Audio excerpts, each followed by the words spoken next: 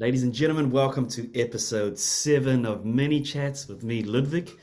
Now, in episode 6, we explored improvisation for beginners, just playing around on 2 notes, C and D. Let's continue that, but we're going to add a couple more notes. I'd like to introduce you to a piece from one of my good friends. Her name is Elam. She wrote a piece called Bow Ring. And we're going to explore the 5-finger scale. Now we're only going to improvise with the right hand. Now I want to show you something. You can improvise with the smallest number of notes. Let's, for instance, take the first 2, just like what we did last time. So now what you're going to do is, if we take the first 2 notes, you're going to challenge your student. You're going to say to them, okay, now I want you to take C and D, and I want you to play C twice and D twice. Nice work, Simon. Can you do it backwards? We'll think for a second. Yeah, I think I can. How about you mix it up a little? You see where I'm getting? So already he's improvising over these first 2 notes. Now let's push it a little bit. Why don't we take 2 other notes that are in the measure? Now, by this time, he's already learned what skips are, so you can ask him, can you pick 2 notes that are a skip apart?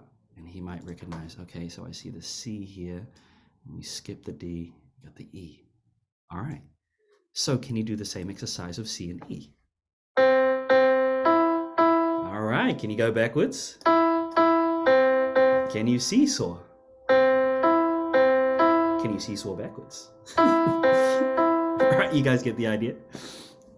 So you're taking material that you studied before and you have them manipulate the notes just like this. So this is improvisation.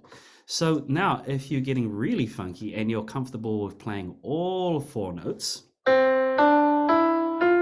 you could get them doing the same idea over the 4 notes. So you could get them playing it ascending,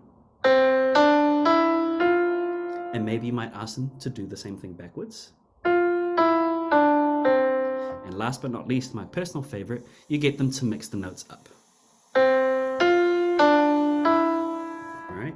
You can do that for each measure. And in fact, you would have your own piece of music based on one measure by flipping the notes, repeating the notes, seesawing back and forth. What else could you do? I'd love to hear your comments. See if you can come up with some other ideas, but the idea is taking a small number of notes and creating your own piece of music using just that there.